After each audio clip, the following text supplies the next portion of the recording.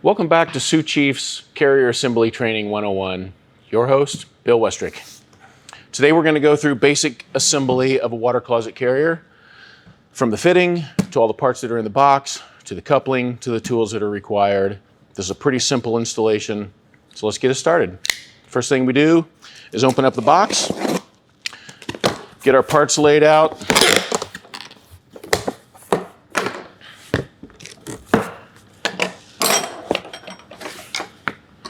Make sure all the tools are handy, carrier fitting, tape measure.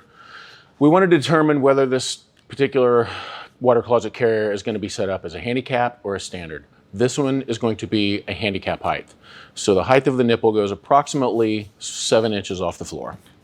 So to get started, make sure all the parts are here. The finished kit, the gasket with the bolts, the rear anchor foot, the all threads,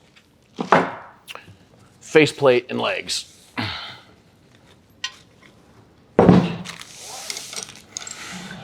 We'll get started with the faceplate, legs, and name all of the components. These are right and left legs. They're interchangeable. They can be mounted in mirror images of each other. They can mount on the front or the back of the faceplate. For ease of assembly, I lay the faceplate down on a 2x4 so these bolts don't rub against the work surface.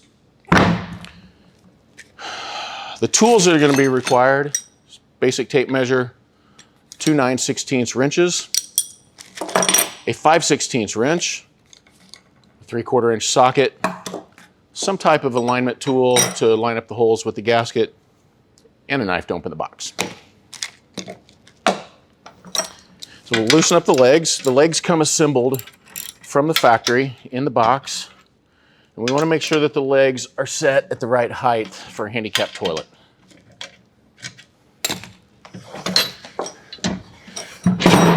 From the center of the coupling to the floor is approximately 7 inches. Based on floor coverings, for this purpose, it's exactly 7 inches. So we'll measure from the bottom of the leg to the center of the coupling and get a 7-inch setting on this side, 7-inch setting on this side. There's alignment marks on the front, so you can measure to the mark and take a marker and mark this on each side. They will be exactly the same, and then you don't have to measure it again. So you get the 3/4 inch socket, tighten up the legs. The tolerances on these slots are tight enough to where you won't have to worry about getting them plumb. This one moved a little bit.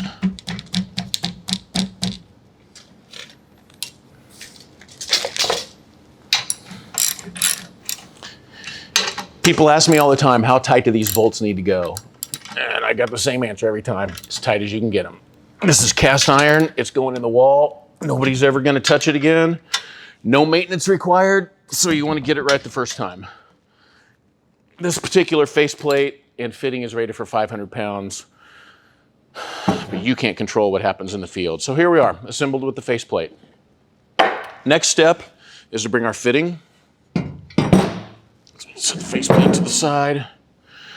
Take the 2x4 and I set it underneath the fitting just to stabilize it while I'm attaching the faceplate to it. If you worked in a fab shop, you would probably have some type of rigging set up on your work surface to where this could fit in it, and you can set them up several in a row and work as an assembly line. But we're doing one at a time. The gasket has a top and a bottom. The thick part goes on the bottom. It lines up with the thick part of the cast iron carrier here. So we set the faceplate on here. It can go either direction. It's the same gasket on each side. Takes 4 bolts.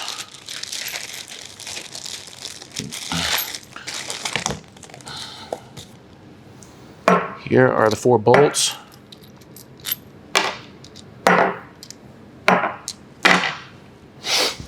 Turn the faceplate around and line it up. We're going to set the fitting as high as it will go.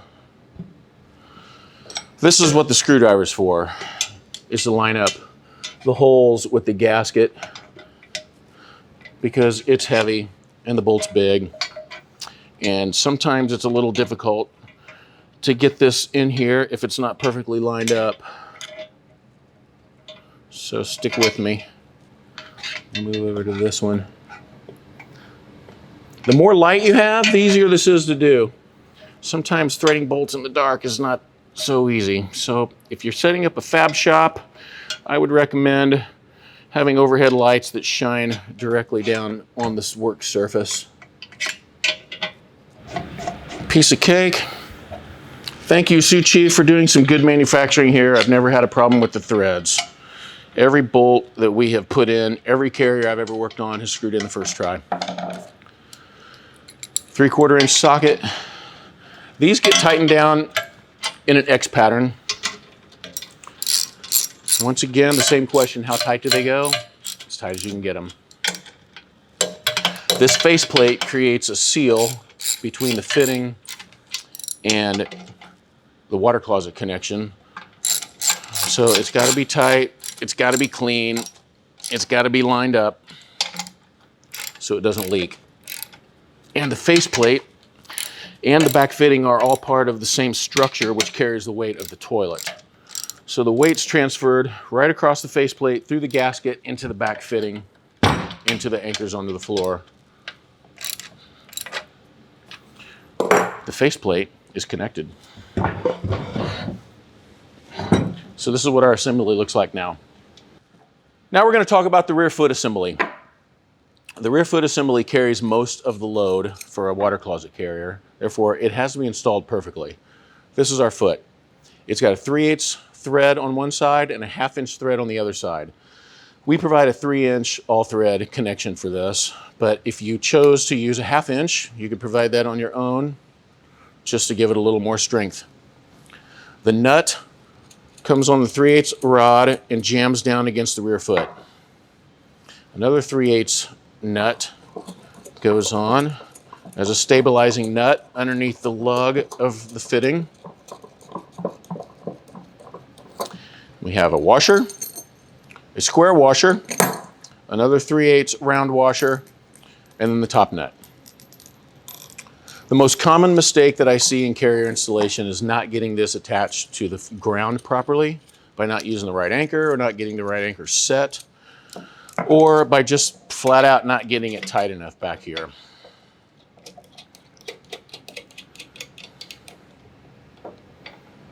So our rear foot attaches on to the boss on the back of this fitting.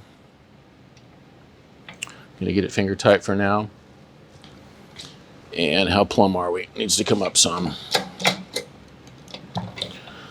The rear foot also can be used as an alignment tool to jack the carrier faceplate up into perfectly plumb. As we finish up the rear foot attachment, I've got it finger tight. I'll turn it so you can see it. On the top is a nut, a round washer, the square washer, which provides extra strength across the back of this attachment, washer on the bottom, and a bottom nut, jam nut against the bottom foot. This rear anchor has to be, once again, as tight as you can possibly get it. 2 9/16 wrenches.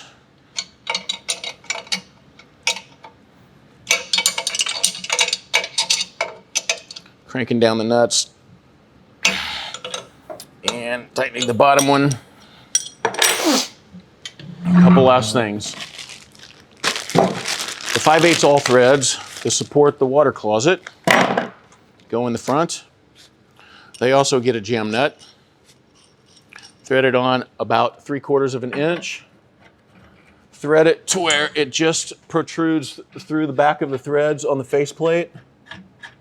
Good. Repeat that 4 times.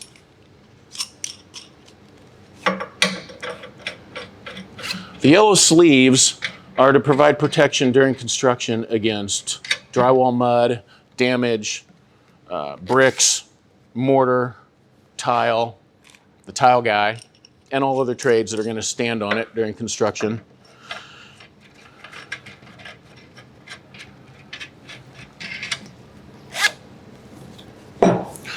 The 5/8 backing nuts are to keep the all threads from turning when you assemble the toilet. Okay, all threads are in place. 5/16 wrench. Tighten these down as tight as you can get them, because you definitely don't want one of these to turn when you attach the toilet. The purpose of the backing nuts is when the toilet gets installed, these nuts are going to go on the front, and you'll be tightening this down on the front of the toilet. And if it gets bottomed out, or once it gets tight, you don't want this whole all thread to turn. And if the nut needs to be removed for some reason to service the toilet, the all thread needs to be locked in place so it doesn't come out.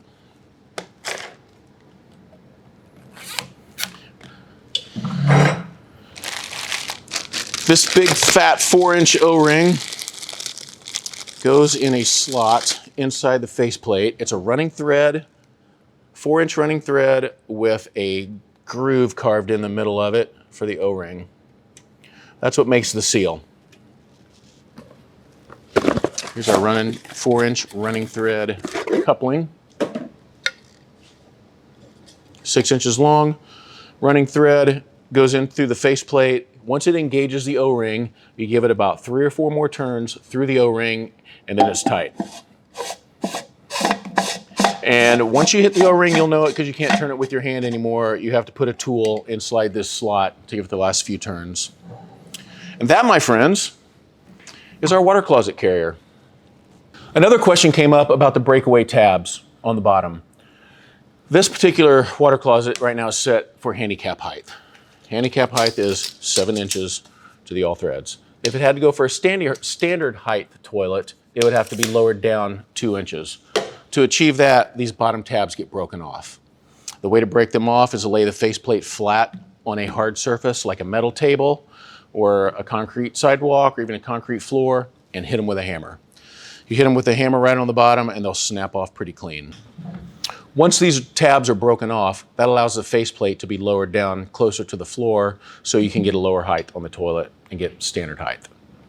Thanks for joining me for the Water Closet Carrier Assembly training class. Look forward to seeing you again on YouTube or LinkedIn or on our website. Follow us, like, subscribe, hashtag WGP. I'm out there someplace. Contact me if you got any questions. Have a great day. See you next time.